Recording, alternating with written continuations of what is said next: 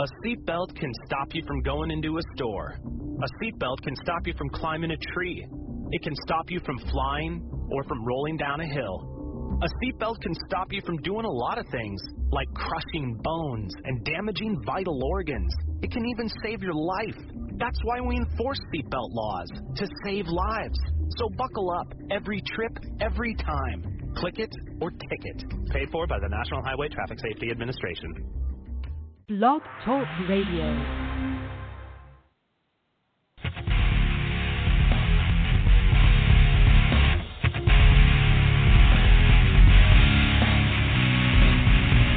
Welcome to the live Raw recap show, hosted by Nathan the Legend Littman, with his co-hosts Myron Fancher and Nick McDaniel.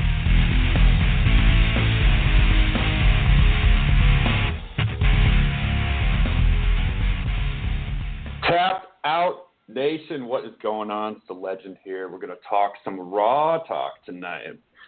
I have with me the host of the Tapped Out Wrestling Podcast, Nick. How are you doing this evening? I'm doing all right, buddy. Cannot complain. And we do have well, we have a late entrance to the party too, by the way. Hey guys. Hey, what's up, Myron? Myron the Mark, everyone. Nothing. I did not think I was going to be getting in. I had some kind of weird technical difficulties where I had to call in on the regular line. So I apologize for my tardiness, and I am very sorry, guys. Looking forward to busting through this and trying to get some kind of semblance of I don't know, semblance of what do we need to get out of this? I mean, where do you see it at? Well, before we get into that, I think Nick has a couple things he wants to get through. So, Nick? Yeah, I kind of teased it out on Twitter a little bit, told all of our listeners to listen in. We had some pretty big announcements to make on this week's episode. First one is a smaller one. I'm going to get this one out of the way. The FITE app contest. We're running it again this week, but we've decided every week we're going to run it a little bit different just to kind of change it up. This week's, what I'm going to do is the interview that played last night / today, the Curtis Cole interview. Within the first 5 minutes of that interview, I'm going to ask a trivia question on Twitter. And what we want you to do is either DM us at TappedOutPod or email us at tappedOutWrestlingPodcast@gmail.com, tappedOutWrestlingPodcast@gmail.com.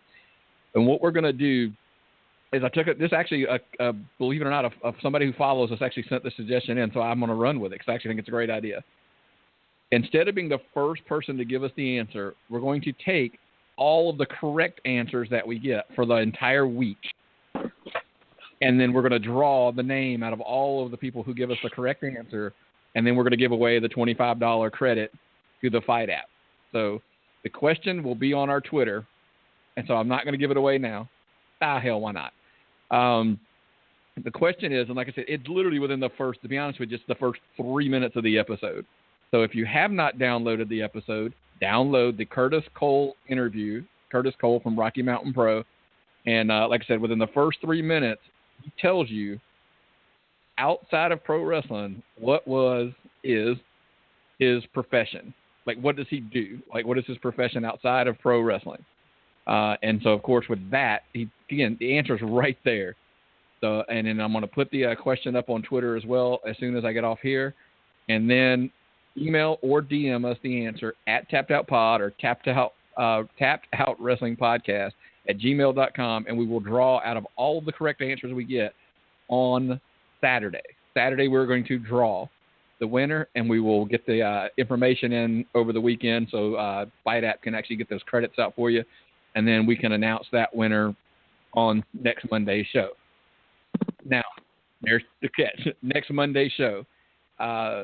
Tonight is the last night of the live shows. They've been great. We've really enjoyed doing them. There's a couple reasons why. The big reasons are simple. We have added so many shows in the last week or two, and then over the next couple of weeks, when every show drops, we will have a show every single day of the week. We would literally, if we continue to do the live shows both days, we would literally be rolling with 2 shows on, certain days. Because everybody knows at this point, June 5th, we've got the NXT Ring of Honor show coming, and that's going to be on Mondays. So drops that. Then interview shows that we've been doing so many interview shows. So what we're going to go do is starting tomorrow night, it will not be a live show. However, when you wake up Wednesday, the SmackDown recap will be there. It will be podcast versions only from that point forward. So it's pretty simple. Just basically on your Mondays, you're going to have the NXT Ring of Honor show. Then you're going to have on Tuesday, you'll have an interview show. And then on Wednesday, we will have the new recap show for Raw and SmackDown and or pay-per-view, hosted by the legend, Nathan Littman. He will be the host of the show. It will be co-hosted from week to week, either by myself, Myron, or, as I broke the news to Nathan a minute ago, maybe a surprise guest or 2 along the way to be the co-host for that evening. So that being said, again, I just want to kind of get it across that this will be there's also, to be honest with you, I didn't want to go here, but I probably will. The audio quality, and I'm not knocking them, it is what it is. The technology is where it's at. We just want to raise the bar on the audio quality. And from week in to week out, the Blog Talk quality can be, shaky. It can be because it's all internet based. And we just kind of expect higher standard out of our audio than, so we can control it more with the recorded format. So that's kind of why we're going between that. And then, of course, there's so many shows coming in that we just had to make room for them. And that's kind of what we decided to make the room for. So keep watching Twitter, Facebook, etc. There may be some, things. Obviously, if you like the live interaction, the legend is on Periscope on Sundays. Nathan, you tell them about that at the end. So they'll still have an opportunity to do some live interaction. There's, been talks, so we're going to maybe do some Facebook Live stuff, some YouTube stuff through Google Hangouts, some things, so we can still be interactive.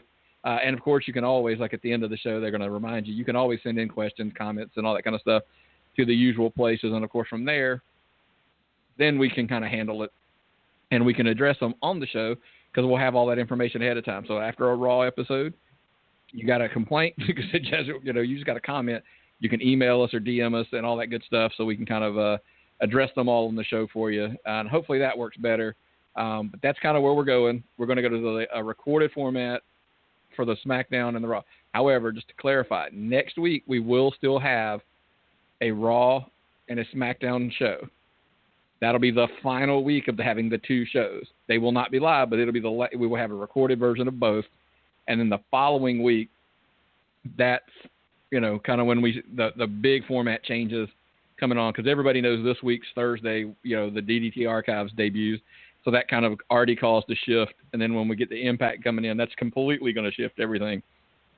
So absolutely, it's kind of where we are. I know some people, are like, oh man, the live show, and I understand, trust me. But as the industry as a whole, it seems like the podcast is the way to go versus the live show.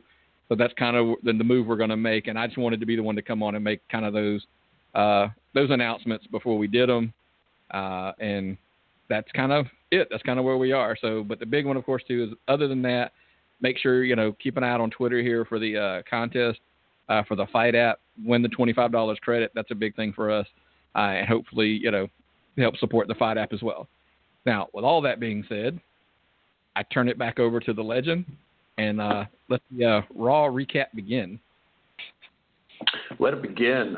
Before I do so, I want to personally thank the both of you for the time that I've spent here doing these live call-in shows.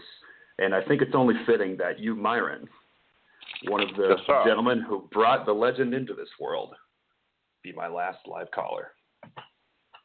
Having said that, let's get into this Raw show. Before we start, Myron, how did this show grab you? What are your overall impressions? Let's see. It grabbed me and let me go, touched me in a special way, and then ran around. there was not a lot of constant contact with this show. I liked a lot of stuff that was on there, but it went in and out the door with some stuff, and I mean, put people on the card twice.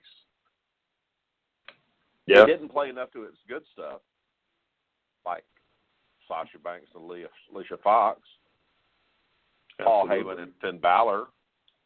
Yep. Where did the club go?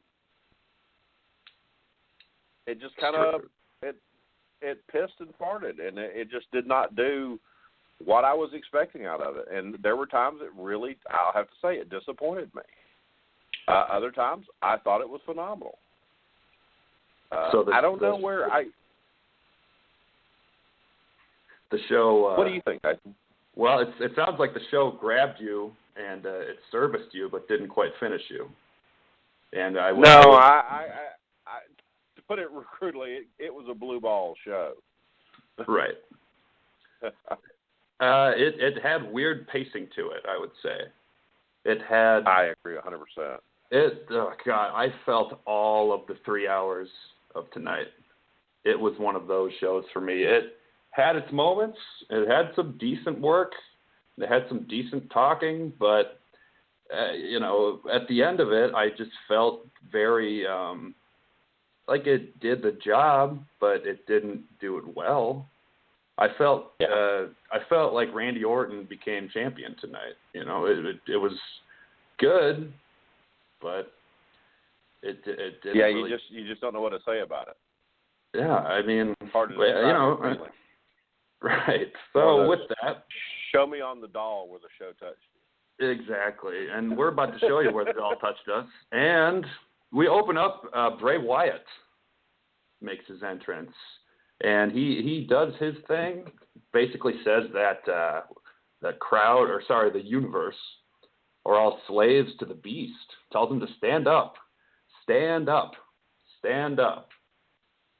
That the beast will die at the hands of the one true savior, Bray Wyatt. This is pretty strong talk coming from a guy who dropped the belt and then really had nothing else going on. Wouldn't you say? He didn't last very long.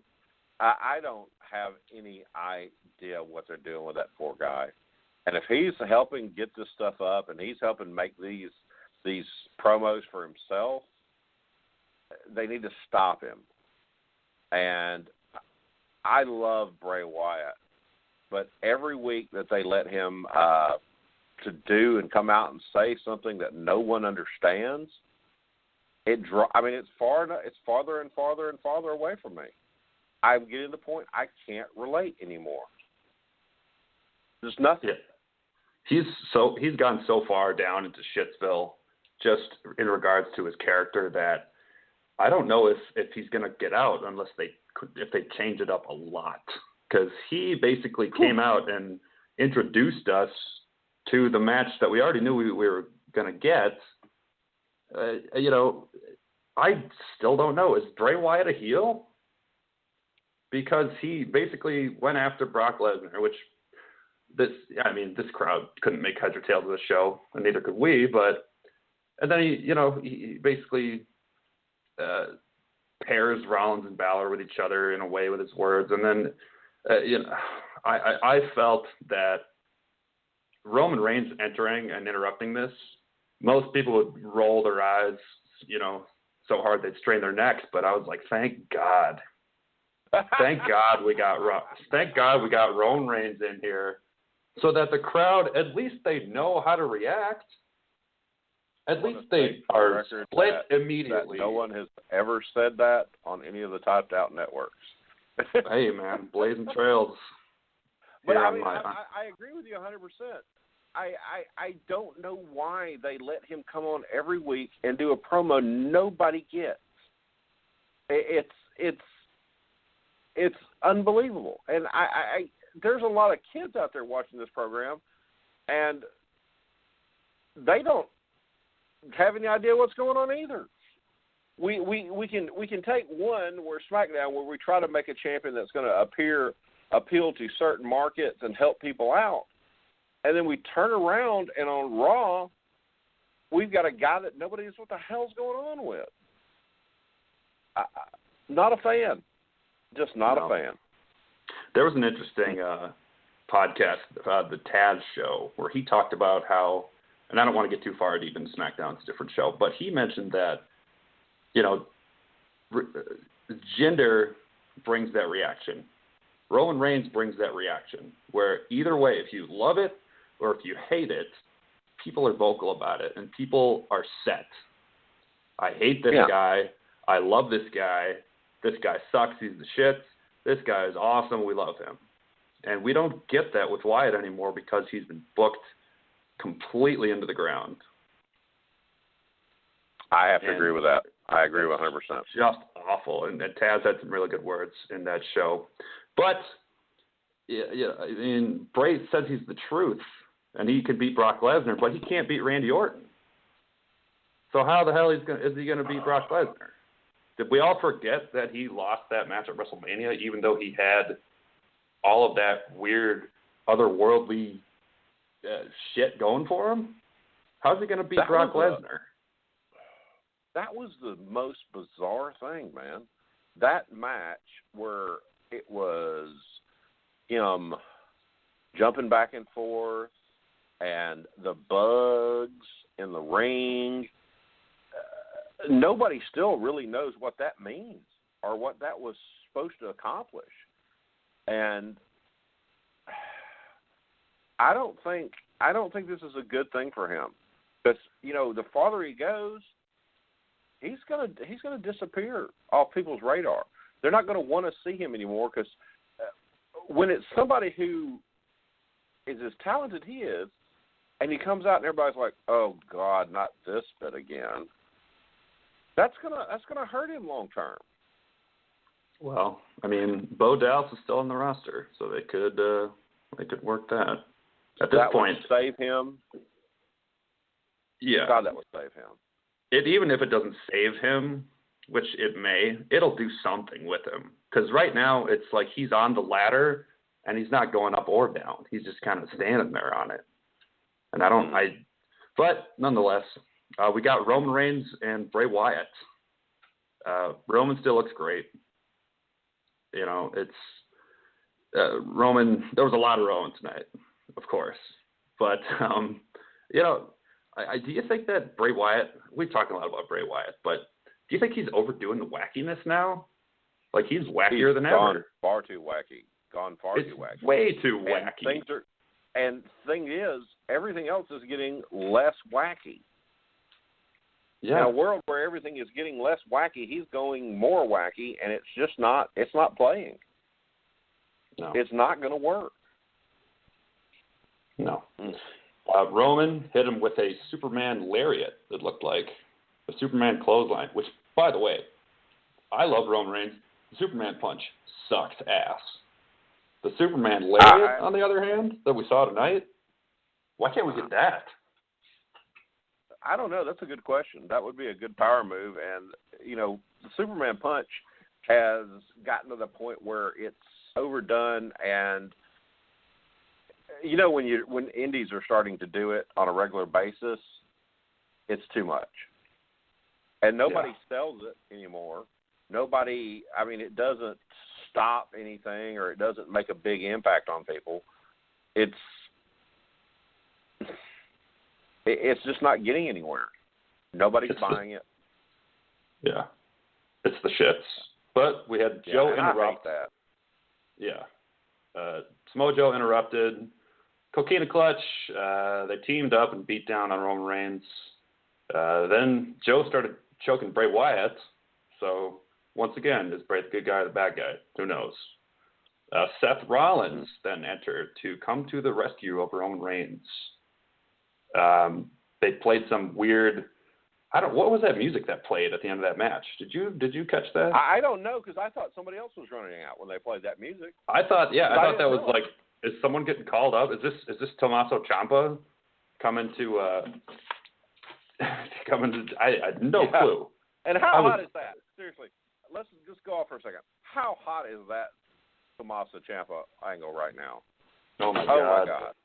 That about ripped wrestling Twitter apart. it absolutely ripped wrestling Twitter a new one, and it was glorious.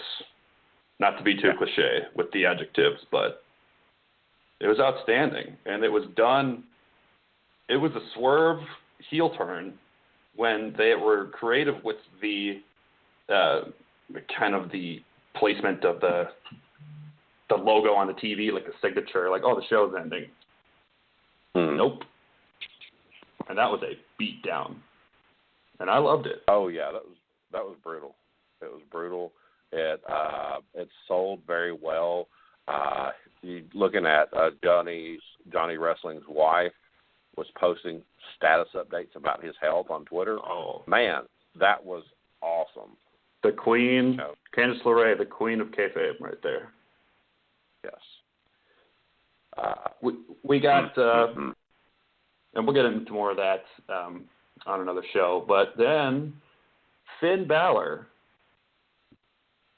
against Carl Anderson with Luke Gallows on the side of the ring. This could have gone better. It could have gone a lot better. It could have gone so much better because you can't push and get, people behind a babyface if they're going up against the club, who are just, at this point, as much as it pains me to say it, perpetual losers on Raw.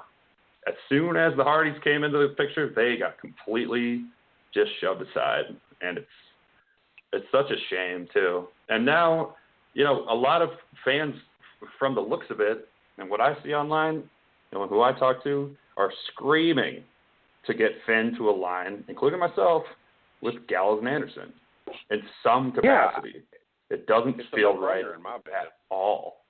And Finn, Finn's fine. He kicked through the whole match. His finisher is a kick. His attacks are kicks.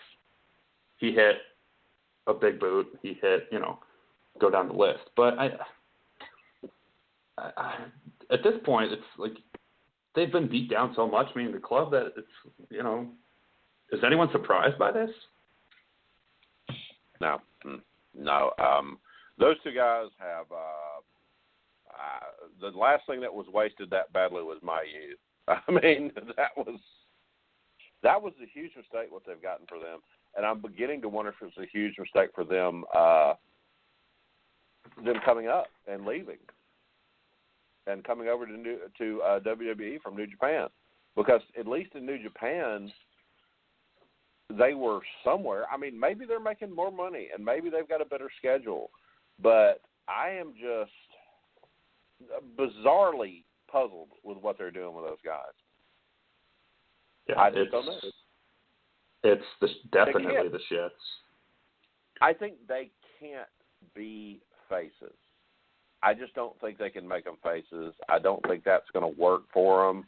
So they can't become a good team with Balor still a face. But then Balor's going to be working into some big events in the future. How about old Paul Heyman coming out and confronting Balor? Oh, yes. Paul Heyman put over Balor huge tonight. Absolutely huge. And him saying that the most intriguing matchup I want to see is Balor versus Brock Lesnar. Wow. That was a pretty big deal. Do you think he could play with the big boy? No. No, I don't. I think he could play with him. I think they would put on a good match. But if you're asking me as a fan who wants to suspend my disbelief, and I've said this on the show before, the answer is no. And it's purely from a Lesnar towers over him. He's probably got 50, 60 pounds on him. It's not enough for me, and of course this is a work, but it's not enough for me to suspend enough of my disbelief to be into it. No, I want to see Roman Reigns or I want to see Samoa Joe, and that's it. And we may be getting Finn Balor against Brock, which is fine, and they may put on a good match that I may like it, but it's not enough for me to get really too invested into it. What do you think? I agree 100%. He's at best a cruiserweight. I mean, he's a great talent, but right now it's just not his thing. it's not where he is. He's not big enough to go up against a guy who hasn't been seen in God knows how long now. I mean, where is he? He's missing in action. He's hanging out with Sable. Well, can't blame him for that. Up in the woods, hang out, and you ain't got to make it so attractive. Yeah, I'm not going to go on a big Brock Lesnar rant tonight and run to his defense. I sure can, but I wanted to see him tonight. I will just say that. When I heard Paul Heyman's voice, I wanted to see Brock Lesnar badly. When you put the belt on him, you naturally expect something to happen. You expect him to come in and maybe do a run-in on a show. You expect something to happen, and nothing's happening right now, and it's horribly disappointing the way he's being booked. I don't care for it. I want to see him. I want to see a champion. I want to see a guy who is out there defending that title, and we're not getting that. That's a disappointing thing. I had the understanding that it was going to take a minute for this to go the way they wanted it to. I didn't know it was going to go forever. 30 days without him being seen at all? That's a really, really long time. Yeah, it is a long time. And you know what? There's no way that Braun's injury helped. I think they're they're probably keeping them both off TV. Obviously, Braun's injured, but there has to be something to the effect that they want to keep Brock somewhat unseen to promote Brock Lesnar and Braun Strowman, which we're probably going to get at SummerSlam or something similar. But getting back to Raw, the Drifter in a match against Intercontinental Champion Dean Ambrose. Not for the belt, though. Not for the belt. And I'm at a loss where this is going. Drifter looked good. I am. Yeah, Drifter looked good, but I mean, he's the Drifter. It's just not. It's not what it was. I mean, he's never been that big a talent, and all of a sudden he's got an Intercontinental title. Well, not a non-title match, but he's in a match with the Intercontinental Champion, and that just does not make any sense to me. He's never worked his way up. Yes, he's annoying as shit, and maybe that's why Ambrose and this match got set up, but it didn't accomplish anything. No, we got the same old. The Miz running in and popping it like that's like, oh, okay. Miz ruined another match, but I don't dislike the Miz for it. No. If anything, at one point Drifter had a really stiff knee to the face of Ambrose when he went off the top turnbuckle, which that looked bad. I thought that was that looked stiff. Maybe he just sold it really well, but you had Miz getting involved in it, and it just felt very like, oh, that's how this ends, because it didn't get any sympathy for Ambrose, who's not good at getting it anyway. It didn't get much heat on Miz. Drifter got the shit booed out of him, but when he first appeared, he got cheered. But then when he started singing and playing his guitar, then he got booed. It's like the crowd didn't know what to make of this entire night. It was kind of a shit crowd. He's like Honky Tonk Man 2017. I don't know another way to look at this guy. So he's Honky Tonk Man. You mean he's going to be Intercontinental Champion someday then? Eventually he'll have to be Intercontinental Champion, because that's the greatest Intercontinental Champion of all time, if you believe the hype. But, well, I mean, what I thought for sure, and I put this on Twitter, that it was going to be a Jeff Jarrett slap nuts, bust the guitar over him moment. Oh yeah, but how did that not happen? Nathan, I don't know. How did they not do that? That was natural. That would have been something. That would have gotten more of a. I would have liked that a lot more if he smashed the guitar choke on that slap nuts. Product.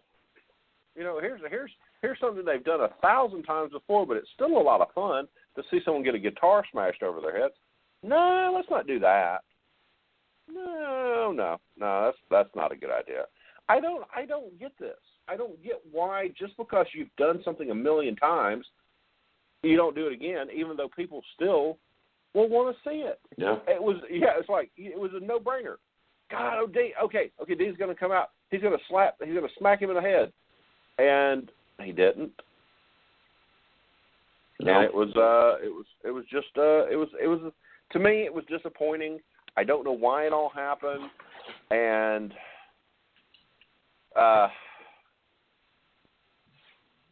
yeah, I don't understand a lot of this stuff. You know, I really don't get why they don't take these are easy outs in writing. Oh yeah, the stuff just writes itself. You don't like the guy with the music, somebody smashes a guitar on it. It's like Animal House. Booking with Dean. This is perfect Dean material. But no. No. We're not going to go with the easy stuff. Yeah, well, you know, speaking of nonsensical, Enzo got killed backstage. Assassinated. Cass. Assassinated. Yeah, he got completely wrecked, so much in fact that one of his Jordans was up by his head. And then Big Cass basically threatened Kurt Angle tonight. He threatened the babyface GM. What do you make of this? It's not good. I don't like what is happening for Mr. Cass right now. I don't like it. It looks like it's going to be a heel turn. It looks like it's going to be a bad heel turn because nobody wants him to be a heel. He's a natural, lovable babyface. He's easy, and they want to do this, and I don't get why this is happening. But why would they heel turn him when Enzo is the one that can generate heat right off the bat? For me, Enzo turned heel the moment that he tried to hook up with Lana, who's married. And Cass was trying to talk him out of it, and he did it anyway. But then tonight, why? It's like tonight, on the Twitter, this was like the Kennedy assassination of the show tonight, because I saw things like Cass did it, and he's trying to cover it up, and it's like, oh no, the Revival did it secretly, and we're gonna get down. It's like there were all these different theories going around, which made it kind of fun, but yeah, you not can't. Natalia was hit, and we've seen that kind of stuff, and I love this kind of stuff. Yeah, Cass saying, like Angle, you better find out who did this before I do. So then, did he accuse Angle of doing it? I don't know. I don't know. I love some good backstage shenanigans and some mystery, without being that super silly stuff like they've had in the past. This angle should go great. They should be able. This should put itself over. I hope to do something with it. But in the meantime, you've got this guy in the background who is backstage making films on his own now. Oh, we'll get there. Director. Well, let's go there. Yeah. Let's go there. Yep. Goldust is back to business. Vintage vignettes. It felt like 1996 all over again. It was beautiful. Oh man, it was just it brought up so many old memories. Man, I thought it was so good to see Cody, for God's sake, to see Dustin do that. I mean, he actually was just. I mean, he was old school, and where is he going to put all this angst, this anger? What do you think? I'm not sure. Who's going to be the target? I hope it's not some bullshit thing like the Drifter's his target, and then they're going to have Goldust and the Drifter and who gives a shit match at Extreme Rules. But I'm not sure. Goldust winning a belt, at this point. I mean, we had Jinder win last night, so I don't know Goldust as Intercontinental champ, you know, in 2017, that'd be more over with me than Dean Ambrose as Intercontinental champ in 2017. So I'm not sure what the hell they're going to do with this. If it's just the vignettes, I think they may be trying to build off the SmackDown success of the Fashion Files. That's how it appears to me. But it's a different kind of it. It's more nostalgic, and that's definitely.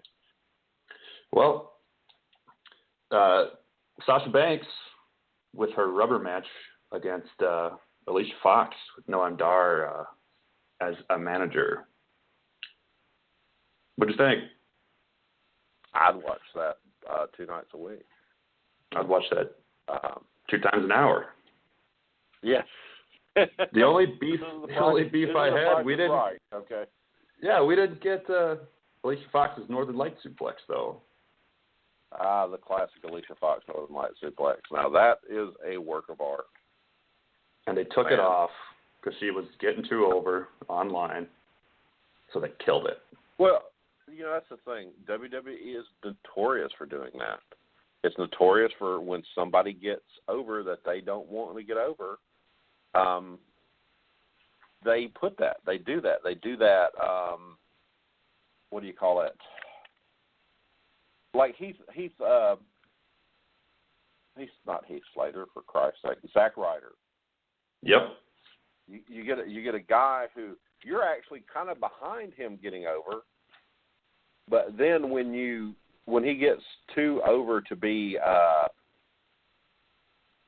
convenient or understood by you, you toss him out into the cold. Vince pulled the plug. It's sad, and if she's a victim of the same thing, man, that would be disappointing because she's been with the company 10 years now. She is a quality performer. Agreed. Never gotten exactly what she deserves. Right now, she is on the cusp of having a great push. Let's let it go. Let's run this out. Let's make something out of it. Right now, there's nothing else the women are doing that's really drawing my attention. Yeah, I'm not getting it. She was Divas champ, but nobody. I mean, some people remember that. But the thing that bothered me the most about this match and the aftermath was you had Sasha win, which is okay. That's fine. Then you had Alicia attack her. That's fine. Love it. Then you had Noam Dar get involved. Then you had Noam Dar basically get his comeuppance right afterward. So the heels were getting heat, and then they got smacked down by the babyface, and then it's kind of just over now, right? I don't know where it went. They killed it. They killed the entire angle in 10 seconds. And, you know, now it's like if they are going to have a match on the kickoff show or whatever the hell they're going to do at Extreme Rules, it's like, well, are they going to say that Noam Dar can't be involved? Or it's just going to be some more shit booking. And it's really the shits. It's really the shits. You know, distraction, big boot on Sasha from Alicia Fox. Love it. They had good work, and then at the end they just decided to shit all over it. You know, it's looking like Sasha Banks is becoming the new Dolph Ziggler. Oh, my God. You know, that's brilliant. Where's she going? She's going to get wasted. There's somebody who's a phenomenal talent, someone who was popular with the fans, and she's drifting out into the nowhere. That really is a good way to put it. I mean, when was the last time she was relevant? When she was having matches with Charlotte on a regular basis. Yeah, and when they were the problem is playing they gave us the belt every week for 3 months, and they were great matches. But then they went away, and we enjoyed them until they got up to the point that they gave them to us every day, like a school lunch. You know? And then it just, poof. Okay, no more. Yeah. Well, it's bad. I don't have anything to do with her. She needs work, and now she doesn't have work, and now she's She's faded in and out. And, I mean, she's going to match Nia Jax. She's going to be a Nia Jax squash next time. I mean, she's a great talent. Let's not do this to her. Let's give her something she deserves. Yeah. Do we really want to get into Apollo Crews and Kalisto? I mean, what? Salida Del Sol. The most important part about that is when he said the Titus brand would accept food stamps. Yeah, that. He would take any form of currency, including food stamps. And, that was interesting. Interesting. Titus Brand took a hit tonight, though, getting beat by Kalisto. I mean, technically, Kalisto had a win over Braun, though, so I don't know what else to say. The Titus Brand is quite possibly the worst thing you can be associated with. I would rather have been Virgil. Oh, my God. Cracking Jinder Mahal jokes than be with the Titus Brand. That's a strong statement right there. Well, at least Virgil got some press. Nothing the Titus Brand does is getting any press. Are we going to find out it's a bit. No, are we going to find out that Titus attacked Enzo? Even though, like, Kalisto basically said, "Did you attack Enzo?" to Apollo, which probably means they did it because the Hollywood writers are going to clue us into everything because they think we're dumbasses. So that's probably the case. If they're not setting it up for a big Cass heel turn, I would honestly think that one of those two asswipes is involved. Yeah. Or those three asswipes, sorry. Because, I mean, those guys, Kalisto is, why do you do that to Kalisto? Why are you taking somebody who could be a great luchador-type wrestler and you're putting him into storylines with I don't know. For Christ's sakes, look, I mean, Titus is paying the price for shit he's done in the past. And I thought it was just touching McMahon, but the more and more I look at it, it's because there's some kind of suit over Snapped or whatever they call that show now. Not Snapped, it's Scratched or Swerved. Okay, so there's something in the background that Titus they've been punishing about we really didn't know about. Apollo Crews, I don't know what his deal is. He's not done anything wrong that anybody knows about except for the fact that he showed up on a program and smiled. He's not looking like it's going to be very positive for him because he's not going anywhere. He was a great talent. Everybody liked the guy. He's an incredibly likable guy. You can't help but like him. He smiles all the time. He's charismatic. And another guy that's just getting the shits. No work, no positive storyline at all. And the best thing you're doing is working with Titus O'Neil. And my God, Titus O'Neil is career death. It's just not happening. Yeah, it's definitely the shits. And do you think they called Apollo up too early from NXT? They called Apollo up too early when the roster was too full. They didn't have anything to do with him, and now they're stuck. Because the WWE is not the one that will reverse course and do something different with a guy like that. They'll just take it and keep running with this horrible bit they've got going on. They don't like say, oh well, maybe we should have done this differently, or maybe we should work this guy into a new gimmick. These days, that's your gimmick. It's just it, and you're going to stick with it even if it buries you. Because he's not gotten out of that. They've not rewrote anything. They've not come up with anything new for him, and that's disappointing. Definitely. He's a great kid. He's a great kid. If nothing else, put him in some kind of stable with anybody besides Titus. there's somewhere in there you missed the ball with Titus, because Titus, honestly, I think Titus could be the Michael Strahan of the WWE, a charismatic, talking guy who could be on a television show somewhere. What happened backstage, I don't know all the deals with, but for a while there, he looked like he was going to become somebody. He was going to be their guy that did the breast cancer talk, and the guy that was the face of the company for certain things. And all of a sudden, he became not the face of the company. He became some bad backstage mid-card bit that nobody understands what the hell's going on with it. So, yeah. Well, moving on. I don't know what to say. Matt Hardy and Sheamus in a singles match to determine the stipulation for their tag match at Extreme Rules. Like I always say, nothing promotes tag team wrestling like singles wrestling. And we got more of it this week. And decent match. But we've had this same match in one incarnation or the other for weeks now. Yeah, but now it's to decide the stipulation, though, so immediately we're supposed to care. Well, I'm really happy about the stipulation. Stipulation. I'm really happy about the stipulation, not the stimulation. Well, I'm always happy about the stimulation. Yes, that's always a positive thing. Excuse me, that beer made me burp. But I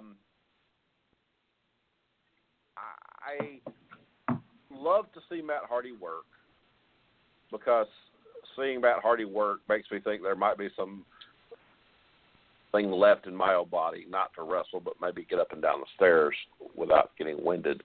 Because, I mean, he's a peer for me. Not personally, but, age-wise and all that. He's in that ballpark where he would be a age peer for me. And when you see him going out there and doing that kind of stuff, it's refreshing. I love the guy. I think he's brilliant. I don't know what they're going to do with him right now, but I'll never complain about watching the Hardy Boys. I will love to see if they can get Senor Benjamin back on in some capacity. He had a massive pop on it. I retweeted something he did, and it just blew. I don't think I've had that many retweets and likes on something since I've been on Twitter. I mean, that guy is bold. But yeah. Matt is a great traditional wrestler from that whole Attitude Era that everybody loves so much. He's probably one of the last active talents from that era. And it's good for the program. Anything Matt Hardy does is good for the program. When he wrestles a guy like Cesaro, it puts him over. It puts Cesaro. Nick has said several times that the worst part about the new guys on the roster is they've never beaten anyone of any renown. When they would bring Hogan or somebody back, they'd always fight the top guys on the card, or they'd fight somebody that was of a similar age bracket. They don't bring people back to rub the new guys. And having Matt and Jeff Hardy back makes guys like Cesaro and Sheamus look more and more credible every time they face them, even if they lose. You really think that Sheamus is a new guy, though? Well, no. Compared to Hardy, he is, but his generation, that whole generation of wrestlers, okay. they're kind of lost in the middle, for lack of a better way to put it. All right. They're between Attitude and they're between what that new NXT vision going on. They're kind of lost.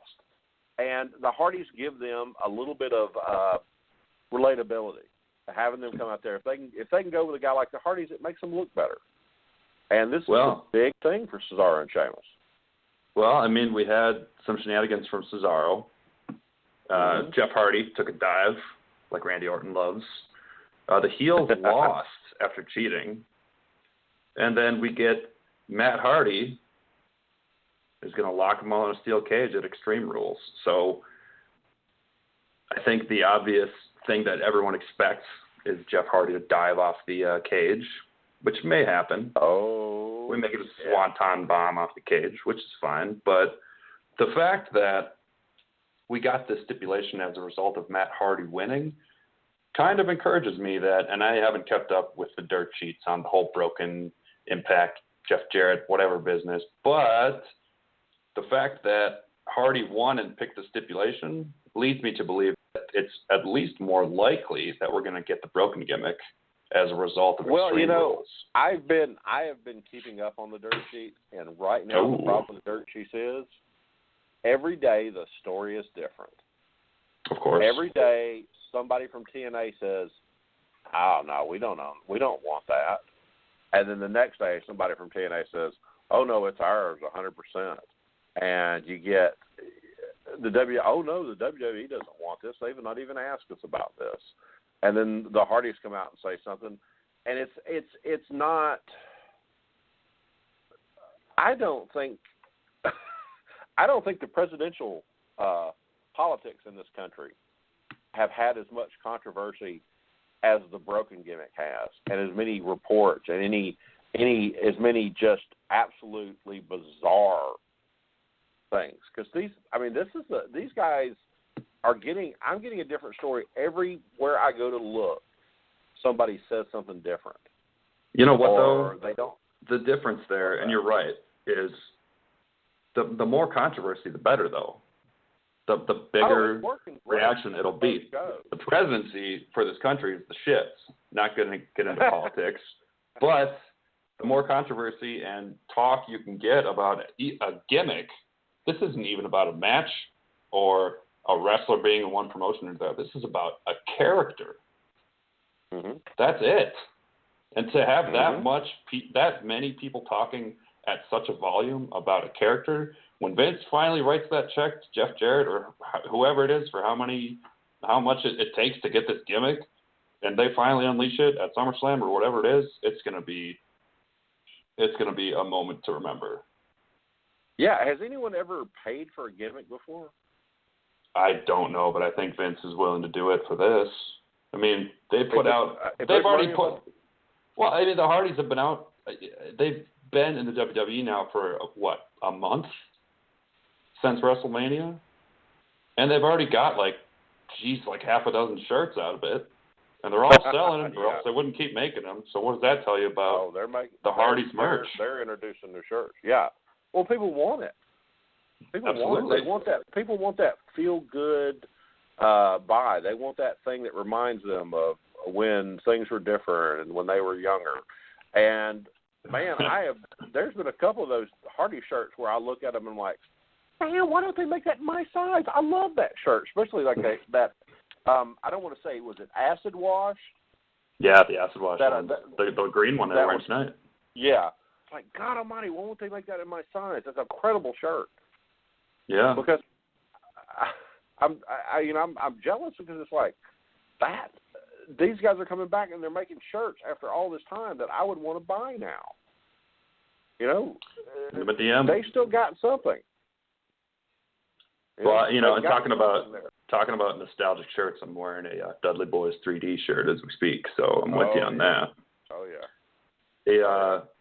Mickie James and Alexa Bliss. Toward the end of the night, not the main event, but we had Mickie James and Alexa Bliss. How much has Mickie James put over Alexa? It seems like every other week, Mickie's taking a pin to Alexa Bliss. And Mickie is a far and away better worker than Alexa.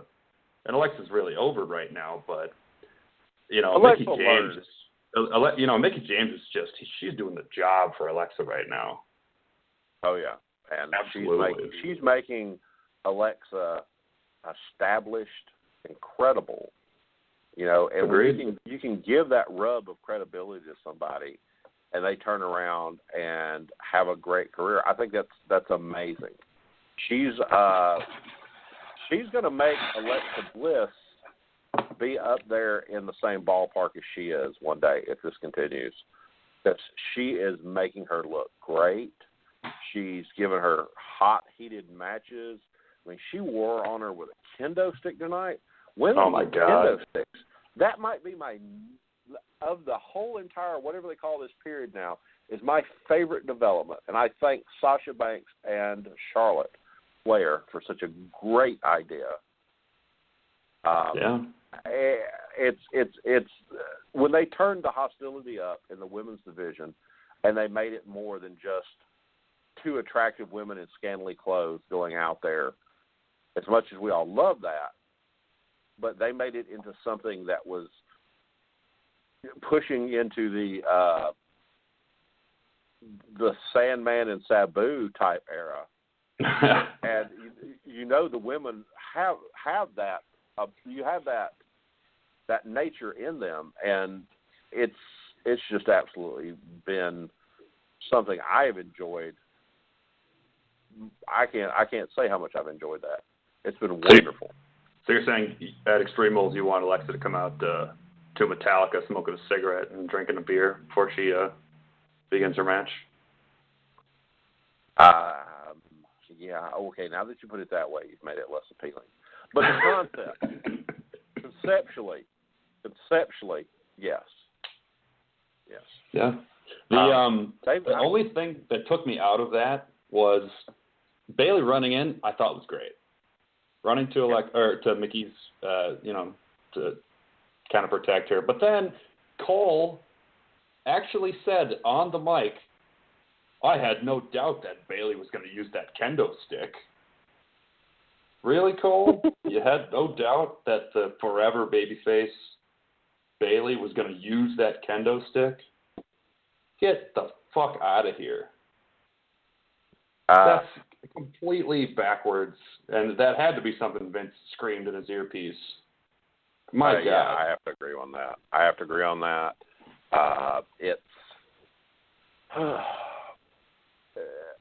It's baffling to me how the Bayley gimmick has changed so dramatically. Now, I don't have a problem with this new, more hostile Bayley. The problem is this is not her gimmick, though. You've gotten her over as being super sweet Bayley, who little kids dress up like, and then all of a sudden, nope, she's going to hit somebody with a kendo stick. It's not consistent with what you've been trying to do. You know, it's just not. Yeah. It's not what you've been working on. It's not a bad thing, but when you have somebody go this far out of line, you normally get some kind of. I mean, it's almost like a mini heel turn. You know, like they can establish somebody as being as good as Bayley was, like not good. I mean, as a positive as Bayley was. Now they're just going to say, okay, well, she's going to do this, and it's going directly into this thing that I have not been able to stand lately, where you have these ambiguous faces and heels, and nobody knows who's the bad guy. Yeah, and I think that waters down the wrestling product. And that was the theme of the entire night. That was absolutely a theme of the entire night, was who do we root for? And originally I thought that crowd was just the shits, and there was an element of that, but they didn't really establish much. So going into the final main event, we had Samoa Joe, we had Roman Reigns, let me back up. Roman Reigns and Seth Rollins against Samoa Joe and Bray Wyatt. So we had the Shield minus Dean against the Samoa Joe and Bray Wyatt, even though earlier in the night, Samoa Joe tried to put Bray in the coquina clutch, but we don't remember anything that happened an hour ago. So snapped him right in that thing. Good main event. Seth Rollins, I think, looked the best in that main event, to be honest. And then make that look bad. Absolutely right. And then you had the classic Roman collides with Seth Rollins. You know, you had that old trope, the babyface, I hit you by accident. And then Rollins actually had the nerve to say, what are you doing? We're on the same team. Seth Rollins had the nerve to say that. 2 Roman Reigns were on the same team. And then, I mean, Seth Rollins basically did a what I called the PG Stone Cold from WrestleMania 13, where he doesn't tap, he just passes out. No blood all over his face, of course. And then next week, so this is what got me about this. And it was a great main event. Then you had Kurt Angle watching a sideways TV with his broken neck craned around. His broken freaking neck.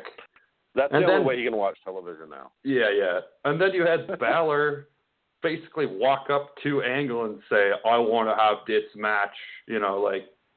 Why is our good guy then demanding matches from the GM? They can't get it straight. They can't have the good guy be the good guy. It's almost like they don't know what a good guy is. They don't, because they're all writing sitcoms. In there. It's awful. It's awful. They should have Kurt come up to Finn, tell him this is going to be the match. It's true. It's damn true. Angle's not going to get hurt by doing that. Balor coming up and saying, I want to have this match against these guys or whatever. It's like, well, hold on. It doesn't work for me. I want to have that development there, and we're not getting it. Yeah. So then next week we're going to have Seth against Roman, because Roman was the reason they lost, I guess, because he ran into him. So apparently running into a guy and causing a loss is enough to have a match on the following week. And then we're going to have Finn Balor against Bray and Samoa Joe. So they're basically they're shuffled. Do you remember last year when they, every week they just basically shuffled around Jericho, Owens, Rollins, and Reigns? They're doing the same damn thing with Roman and Seth. That's fine. And then they're just shuffling in Bray and Samoa Joe, because they're relatively new to Raw. And they just this worked last year for 5 months, so let's just do that while guys heal from injuries. It's just insulting. I'm going to have to go with you on that one. I agree. I don't want to see the same kind of thing over and over again. I'd like to see it look like they've done something creatively, where they've taken these guys and wrote a storyline around them, because it seems like they're writing these generic storylines that don't really have a personalization to these guys. It's not like this storyline is Roman Reigns' storyline. It's just like this is a storyline including Roman Reigns. It is a very sitcom-like thing. It's everybody loves Roman. It doesn't make any sense. Everybody loves Roman. Oh, yeah. Goodness. But when you think about it, they're writing stories and then into them. Instead of writing stories to the character, these people they're writing stories that are the stories of the focal point, and then making it work with the people they have. And that's just not the way it works. You got to write your stories to the guy. The story has to work for the guy, and then you can make it, you bend it around that way. But if you're not writing to what Roman and Seth can go out there and do and take their strengths, or make it where Samoa Joe goes out there and hits one of those just nasty heel promos, like he can hit better than just about anybody else. And that's another thing. You're not playing to his strengths. Yeah, we didn't get any words out of Joe tonight. What the hell's with that? He's great on the microphone. I don't get it. I don't understand what they're doing with these kind of things. And when the farther they go down these roads, the program is getting distant for me, and I hate to say that, but it's just like it's kind of drifting away. Like they're making a show for the point of making a show. They're not working with the talent they have, and I don't ever want to get to the point where it's it's boring, but it's really getting a lot of that way. It's just not. It's not what I want to see on television anymore. Well, and that's not cool. No, we've sat on this show quite a bit, but I don't want to go out like that on the last recorded show. So here's what we're gonna do. We're gonna talk about what we thought was the shits and what we thought was our favorite part of the night. But I want to talk about the shits first. So we're talking about your shits, and then we'll talk about my shits, and then we'll talk about the positives that you drew from this and the positives that I drew from this. We're going to end this on a positive note. I agree with you 100%. I agree with you 100%. So go ahead, Myron. What was the shits that your pick of the shits, rather? My shit pick of the night was giving Bray Wyatt a microphone or anything. My favorite part of the night. Oh, no. Don't do it yet. Okay. We're going to end on the positives.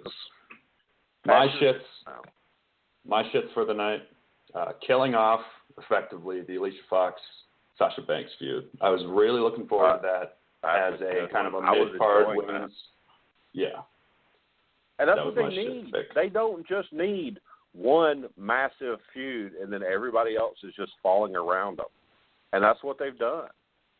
That's what they did all last year? 100%. All right. So with that, Myron, what was your positive takeaway from tonight's Monday Night Raw?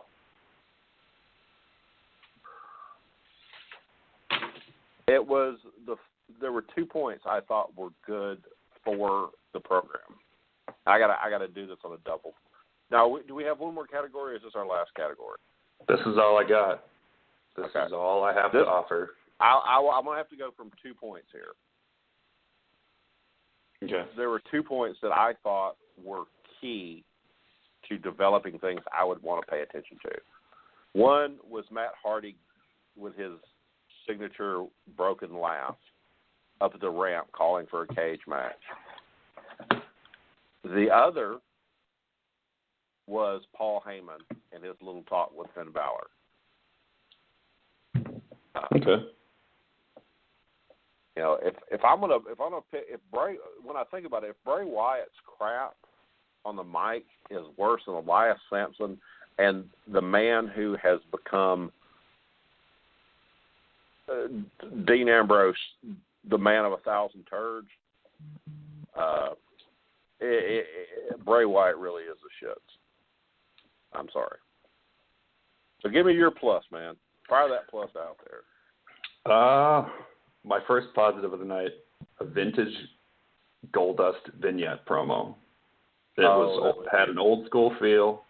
It had the kind of the old school camera filter. I don't know what it's called.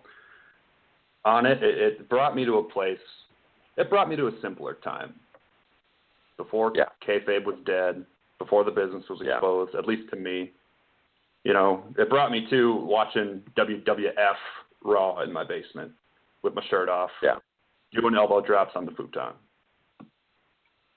And I'm going to give another positive because you gave it to, and I think we should end on another positive as well. And the other positive I got from this night was it's got to be the Hardys. It's got to be the Hardys. And a cage match wasn't necessarily my first choice to have at Extreme Rules, but I think when we finally do get to see another tag match between the Hardys and Sheamus and Cesaro, it's going to absolutely deliver. And like I said, it encourages me that we may get the Broken Hardys as a result of Extreme Rules. So those are my two positives for Monday Night Raw. Yeah, maybe we'll see a Battle of Atlanta type blow-off match. Absolutely. That would be awesome. Everybody in that match is phenomenally talented. You know, just phenomenally talented. And as you said, I saw on Twitter about Sheamus being underrated. If Sheamus had a tan and a little bit better personality, he would have more belts on him than Randy Owens' boring ass ever has had. Randy Orton. He would be up there. Yeah, Randy Orton. Sorry, Randy Owens is in Alabama, and I do that. Lead singer of Alabama, I do that all the time. He's that much better than Randy Orton. So great. He does not have the look. So he'd be right up there with catching up to Cena and Flair on titles. Oh, wow. Yeah, I don't disagree with that. Yeah. Well, with that, I'm going to bring our host, Nick, back in to say a couple words. Well, I'm back. I joined in a second ago. I was just letting you guys cover it. And actually, kind of funny, I'll actually agree with both of you. If I had to take two things away from the show, it would be the Paul Heyman segment with Finn Balor. It intrigued me, if nothing else. They're teasing it. Let's go with that. And then, of course, the Hardys. Everybody's enthralled. Are we getting the Broken Hardys? Rumors on the mill are it's not going to happen. That WWE is not even interested in it. Matt Hardy's interested in it more than WWE, supposedly. But do we believe that? We'll see. But so that's the two things I would take away is the Matt Hardy, the Hardy segment as a whole, and then the Paul Heyman segment. 2 thumbs up. But you're right. I'll throw in the 3. Yeah, that was. I'm super psyched. I hope the Finn Balor. I'm obviously more enthralled by the Finn Balor prospect versus Brock Lesnar than you guys, but I think that at least nothing else, it'll be a great match. That being said, hey, well, we're going to wrap up the Raw recap here, and again, obviously, I want to say this being the last live show. Nathan, don't thank us, man. It was thanks for we are happy you came on board. We brought you on board for a reason. Obviously, you're still going to be here. You're just going to be the host of a recorded show versus a live show. The hardest part for me. I don't mean to interrupt you, but the hardest part for me is about leaving the live shows. That's where we met Nathan, and that's where we worked the program out, and that's where our podcast as a whole evolved because of meeting Nathan on the live shows. And I don't know how to say how valuable that is to you. And what he's been able to do for us has been wonderful. And I don't want to. I hate to lose that magic of a live show, but I understand that the live shows are just honestly getting to the point where they're more trouble. But the man's getting a prime spot and I can't wait to help. I can't wait to help produce it. I can't wait to be his co-host as he gets the lead chair on the show. Congratulations, Nathan. Yeah, thank you. Absolutely. Thank you so much. Had we not done the live shows, then obviously, Nathan, you wouldn't have been here, right? Because you wouldn't have called in, etc.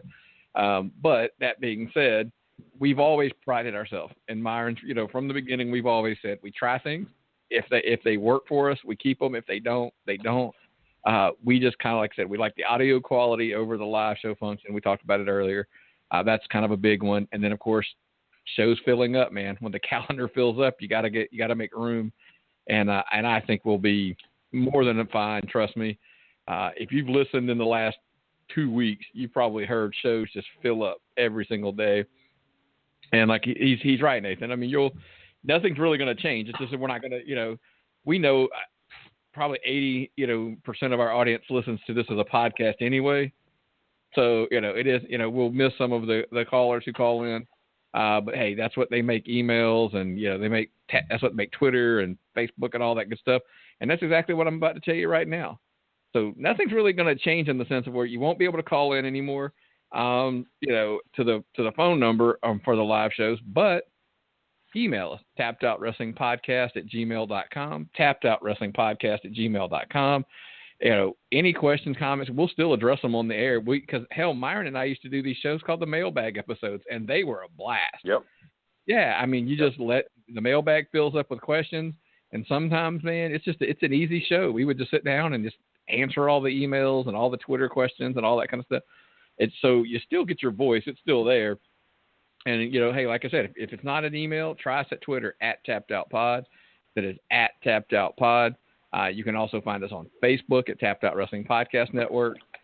So it's pretty simple. That I'm going to come back to this, guys, because obviously I totally blanked on our final episode of the live show, so I'm going to completely mess it up. If you want to find Nathan, he is on Twitter. You can find me at Littman316, and it's spelled like Hitman with an L. And I think it's important now more than ever to always remember that legends never die. Yep. Damn right. Indeed. And Myron, if they're hunting you down, where do they find you on Twitter? Myron the Mark TOP. And you know where you'll find me Sunday night is watching a Periscope show Nathan puts on, which I think is one of the neatest things we're doing right now. I agree. It's good to have interaction. Periscope's at 8:30 Central. I did it at 5:30 Central this past Sunday because there's a pay-per-view. I think I might try to make that a thing when it falls on the Sunday of a pay-per-view, just to not interfere with the graps that we're watching. Good plan. Absolutely. And it's going to be, trust me, guys. I mean, that's like, and it's, let me finish all the plugs and everything. We'll kind of go from there. So obviously, you got your Facebook, your Twitter. We've got on all over that. We've got the website as well, which we're driving the traffic to. It's big time now. It's tappedoutwrestlingpodcast.com. Reason you want to go there is there's several. I mean, there's a media player right down the middle. You can download every single episode we have ever aired on the network is in that player. You can listen to them or you can download them. Either one, whichever you like to do. We have to the left, we have iTunes, Google Play, and Stitcher. The links are right there on the left, so you can click on those and subscribe there if you want to. To the right, we have, of course, the FITE app. We talked about the question we asked at the beginning of the show. What is Curtis Cole's primary occupation other than wrestling? That answer is within the first 3 minutes of the episode. I double-checked while the show was going. It's like the first 3 minutes of the episode. Matter of fact, I've already got some answers in. I was looking while we were doing the show. So, and remember, it's not the first answer this week. It's all of the correct answers that we get through DM or through email. We're going to draw from all those correct answers, and then voila, that'll actually give us our winner, and we're going to announce that winner next week. So, again, all that's there. The FITE app link is there. Click on that because you do have to have the app, guys. It's pretty simple. The link is on it's on the Facebook page. It's on the Twitter page. It's on our website, all the above. You can just click on it, download that link, and then, because, hey, they're going to have to figure out, I need your email if you win, because I got to know which email you use to register for the app, so that way we can send your credits to your account. Pretty simple, right? And then, of course, the Amazon link is there. Click on that link, guys. It's just a way to help support the show. We're not asking you to buy anything extra, spend any extra, anything like that. Click on that link and then replace your old Amazon link, the Amazon.com that you've got on your bookmark on your little browser there. Replace it with ours. It's just going to kick a little bit of commission our way. Doesn't cost you a penny, like I said, and we don't ask you to buy anything extra. It's your normal everyday purchases, and it's just a way to help support the show. Because a lot of, obviously you've noticed there's lots of new shows coming to the network, and the overhead kind of climbs as we add these shows for you. So just kind of a way to help out if you can. We'd appreciate it. And that's, kind of everything I've got, for as far as the show goes. But again, hey, not ever saying the live shows won't come back. Not saying we won't do one from time to time. Who knows? When things change, we roll with them. That's just kind of what we do. But we just think this is the best direction at this moment, is to kind of go back to the recorded shows for quality's sake, like we said. And then, of course, the calendar's only got so many days in a week in it. Well, guys, anybody else got anything before we get out of here? Did I miss anything? The thing I would like to say before we get out of here is the people over at Rocky Mountain Pro Wrestling have been such wonderful, just great sports in participating with us and helping us and giving us interviews and talking and dedicating their time. I cannot remember when I've dealt with a group of people that was so nice top to bottom, I agree. So thanks for reminding me completely what I forgot I was going to do before we got out of here. I do want to kind of go ahead to that programming note. Obviously, we did have this week the Curtis Cole episode dropped yesterday, today, however you want to call it.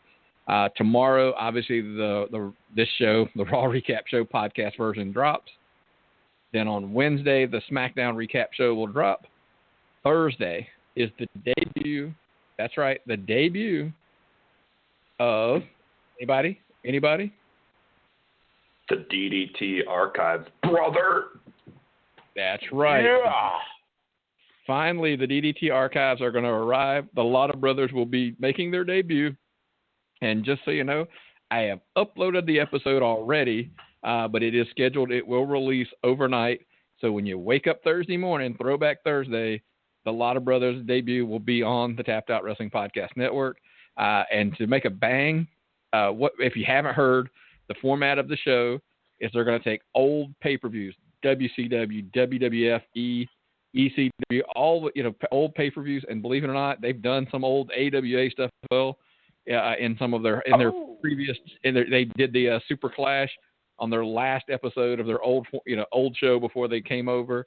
So they'll do a lot of different stuff, and it's there's a little retro, as I like to call it, into the program. It's just really a cool concept. We had talked about it. We had talked about doing it for a while, so we figured, hell, if they're already doing it and they're doing it well, let's just bring them on board, and that's kind of what we did. And so if you're asking, wait a minute, if they're dropping Thursday, what about the Dorks? What about the Gorilla Press? And I was like, well, that's moving to Friday. So your commute in and out of work on Friday, we got you covered. So the Wrestling Dorks, they're going to move over the Gorilla Press to Friday. And then Saturdays are going to become interview day. And if you start going, wait a minute, you dropped a show on Monday, you dropped a show on Tuesday, Wednesday, Thursday, Friday, Saturday, that's correct. At this point, you're looking at 6 shows a week. And the reason there's not 7 yet is because, yes, there were 7. We're going to still have interview shows dropping a lot. Because as Myron had pointed out, between all the promotions, we're starting to have conversations with, Rocky Mountain Pro has been great. They've had on, a bunch of guys this week already. But we also got this week, this coming weekend, we're actually going to have All Pro Championship Wrestling. Damian Bennett's going to be on. It's the promotion run by Robert Gibson, one half of the Rock and Roll Express. Reached out to him, got in touch with him. I'm actually doing that interview behind the curtain, quote unquote. I'm recording that one tomorrow, and it's going to drop on Saturday. And then, like I said, we've had on Tyler Stinson, we've had on Curtis Cole, we've had on Matt Yaden, so forth and so on. And man, we've got the ladies starting to come on. We booked somebody today that, once I record that, I'll be just thrilled to tell about that one. And then, of course, Rockstar Pro Wrestling's come on board. We're in touch with those guys. We're scheduling a couple of their champions are coming on. So it's exciting, guys. Lots of stuff coming on, and that's kind of why it goes back to the changes we're making tonight. Obviously, a lot of it has to do with that as well. I know it's a very long-winded explanation, but it's kind of a big deal for us here at the network, all of the stuff that's kind of going on and the changes that it's causing. So we wanted everybody to kind of know that's kind of the wheres and the whys. But so between Facebook Live, YouTube, there'll be some more things coming. So just obviously you want to follow us on Twitter and Facebook to stay abreast of what's kind of going on. And it might not be the last time you get to talk to us live, quote unquote. It might be chat room, might be that kind of thing, not phone calls or whatever. But like I said, Nathan's already doing the Periscope, so you can totally interact with him on Sundays. So keep an eye out that. We'll have those links when they go up as well. So I think that covers everything. I just want to kind of let everybody know what's coming on the schedule, man. But it's a pretty full. And if you ever want to know, guys, by the way, go to the website. The reason why I kind of push the website, the schedule is usually on the bottom left-hand corner. I usually every Sunday go in there and put in like that week's schedule, if whatever I've got, unless an interview pops up at the last minute. I usually go ahead and put all of the shows, kind of what's coming out, so because at that point I know. So anyway, you never should be surprised. The schedule's there. Yep. Okay, I was thinking this weekend we've got 1 or 2 independent shows to get to. Tuesday we've got SmackDown in Atlanta. Next, Nathan goes to WrestlePalooza, partially sponsored by Zubaz. So, Nathan, big Zubaz, be on the lookout for me, okay? And then, come back around, we've got Atlanta, the Southern Fried Game Room Expo, where they're going to have Atlanta Wrestling Entertainment for 2 nights, where your buddy O'Shea Edwards will be working Saturday night. There's going to be a tag team tournament. So the 3 of us should get our hands on some massive wrestling entertainment in the next week. It's going to be pretty cool. I'm really looking forward to it. Yes, pictures. That's one thing we're going to be popping up in. We're going to have a lot of great pictures in the next few days. So. That's the plan. That is the plan. And it's work. Yeah. There's a worse thing to be called work. Well, with that all being said, anything else before we get out of here? I'm good to go. Well, Nathan, since it's, we came in one way, we're going to go out a little bit different since it's going to be when we could jump into your new show. We're going to let you take us home for a change, man. So with that all being said, man, what time is it? Time to tap out.